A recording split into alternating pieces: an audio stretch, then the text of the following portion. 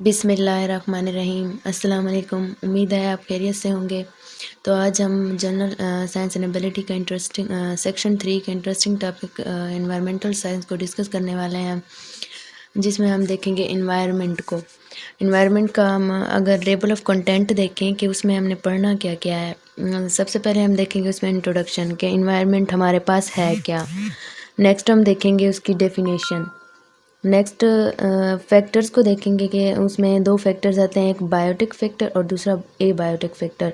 Next हम components को पढ़ेंगे एंड नेक्स्ट देखेंगे उसकी इम्पॉर्टेंस को कि एनवायरनमेंट की अहमियत क्या है। नेक्स्ट अगर हम देखें कि इंट्रोडक्शन, अब देखें कि एनवायरनमेंट हमारे पास है क्या। अब इन्वायरमेंट हर वो चीज़ जो हमारे इर्द गिर्द मौजूद है उसे हम कहते हैं इन्वायरमेंट, यानी माहौल। अब मतलब हम इंसान जहाँ पे रह रहे हैं, अपनी इंसान जो रोज़मर्रा की सरगर्मियाँ सर अंजाम दे रहे हैं, और वही जो सराउंडिंग्स में जो सराउंडिंग की वजह से हम पर असर हो रहा है, इन्फ्लुएंसेस हो रहे हैं, उसे हम कहते हैं एनवायरनमेंट। अब देखें, an environment is everything that is around us, कि हर वो चीज़ एनवायरनमेंट होती है जो हमारे इर्द गिर्द मौजूद है, which includes both living and non-living things such as soil, water, animals and plants।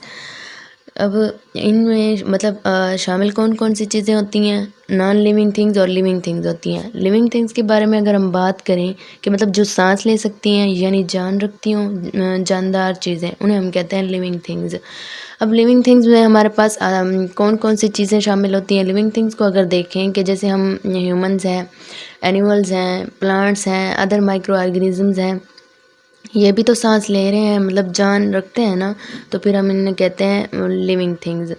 अगर नॉन लिविंग थिंग्स को देखें कि जो सांस ना लेते हों, यानी बेजान चीज़ों को हम कहते हैं, तो उनमें हमारे पास कौन सी चीज़ें आ जाती हैं। जैसे हमारे पास आ जाता है वाटर है, और सॉइल है, अदर मतलब टेम्परेचर है, ह्यूमिडिटी है, ये भी तो हमारे एनवायरनमेंट में आते हैं ना, तो सराउंडिंग्स में आते हैं, तो इसे हम कहते हैं environment which adopt themselves to their surroundings.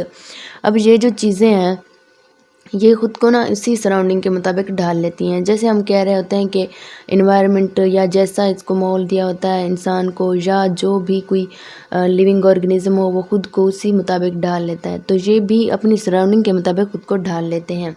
It is nature's gift that helps in nourishing life on earth. ये कुदरत की तरफ से हमें एक तोहफ़ा होता है जो कुदरत ने हमें दिया है, जो मतलब ज़मीन पर लाइफ की नरिशिंग करता है। अब लाइफ की नरिशिंग कैसे होती है, मतलब ज़िंदगी की बका इससे कैसे होती है।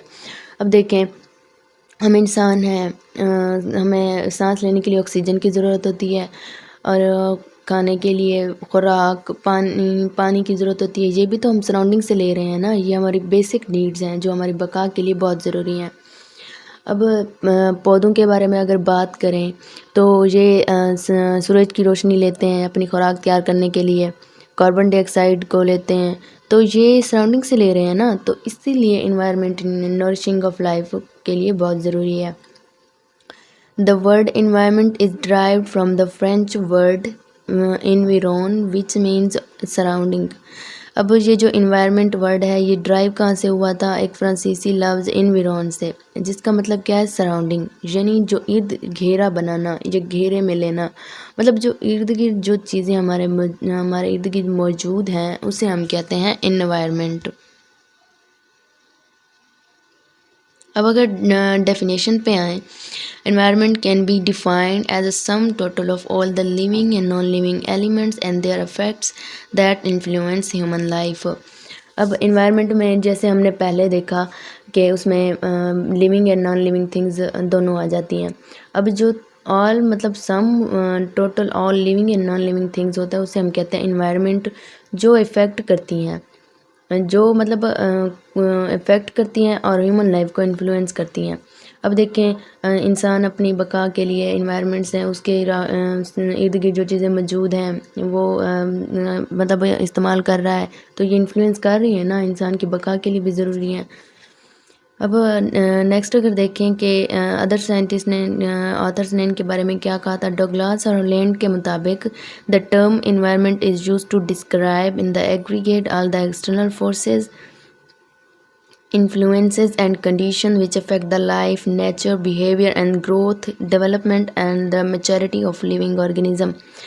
अब उसने क्या कहा था कि जो ना मतलब उसने इस टर्म को ऐसे डिस्क्राइब किया था कि जो भी मतलब सराउंडिंग्स में अगर हम इनको साथ देखें कि सराउंडिंग्स में जो एक्सटर्नल फोर्सेस हो गई हमारे पास, इन्फ्लुएंसेस, कोई भी चेंजेस आ रहे हैं, कोई भी कंडीशंस हैं जो सराउंडिंग की, वो लिविंग ऑर्गेनिजम्स की डेवलपमेंट को, मैच्योरिटी को, बिहेवियर को, नेचर को, इवन के लाइफ को इफ़ेक्ट करती हैं।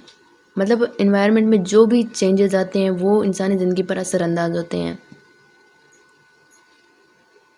नेक्स्ट हम इसकी इम्पॉर्टेंस की तरफ आते हैं कि इम्पॉर्टेंस क्या है इसकी। Environment plays an important role in healthy living and the existence of life on planet Earth। अब environment हमारी ना मतलब हेल्दी लिविंग के लिए, ज़िंदगी की बका के लिए तो वो environment बहुत ज़रूरी है। अब हेल्दी लिविंग के लिए भी, कि सेहतमंद ज़िंदगी गुजारने के लिए भी और लाइफ की एग्जिस्टेंस के लिए भी बहुत ज़रूरी है। Earth is the home for different living species. अब जो हम लिविंग स्पीशीज़ रह रहे हैं जिस माहौल में भी, कि ज़मीन हमारा घर है और वहाँ से हम उसी के एनवायरनमेंट से हम वाटर हासिल कर रहे हैं, फूड हासिल कर रहे हैं, अपनी अदर बेसिक नीड्स को पूरा कर रहे हैं। तो इसीलिए कि हर इंडिविजुअल के लिए ज़रूरी है कि वो अपने एनवायरनमेंट को महफूज रखने की कोशिश करे। अब इसके फैक्टर्स के बारे में बात करते हैं। इसने हमने देखा था कि इसके दो फैक्टर्स हैं, एक था हमारे पास बायोटिक फैक्टर और दूसरा था एबायोटिक फैक्टर। अब हम बायोटिक फैक्टर को देखें कि बायो मीन्स लाइफ। अब बायो मीन्स लाइफ मतलब इसमें वो सारी चीज़ें होंगी, वो एलिमेंट्स होंगे जो जिन मतलब सांस लेते हों यानी ज़िंदा हों। तो इसमें biotic factors includes all the living components present in an ecosystem. कि बायोटिक फैक्टर्स वो होते हैं कि जिसमें तमाम लिविंग एलिमेंट्स आ जाते हैं। उसमें हमारा अगर एग्जांपल्स को देखें कि बायोटिक रिसोर्सेज जो होते हैं उनमें फ्लोरा और फाना आ जाते हैं, इसके एग्जांपल्स हैं।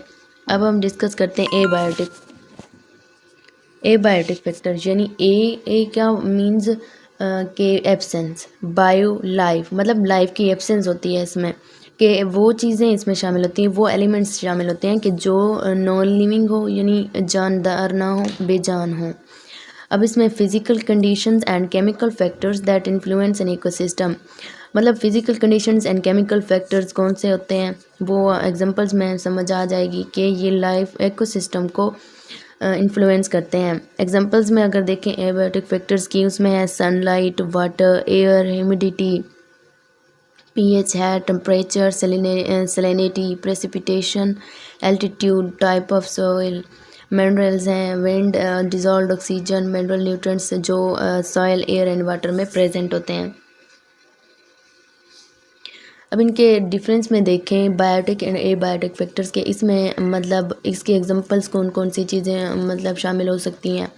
अब बायोटिक को अगर हम देखें कि लिविंग थिंग्स होती हैं यानी ऑर्गेनिक मैटर्स होते हैं, लिविंग थिंग्स होती हैं, ऑयस्टर्स होते हैं यानी मशरूम्स वगैरह, ब्लू क्रैब्स, एल्जीज वगैरह हैं, जू प्लैंकटन, फाइटोप्लैंकटन हैं, जेली फिशेज़ हैं, ये हमारे पास लिविंग थिंग्स हैं और इन्हें बायोटिक भी कहते हैं।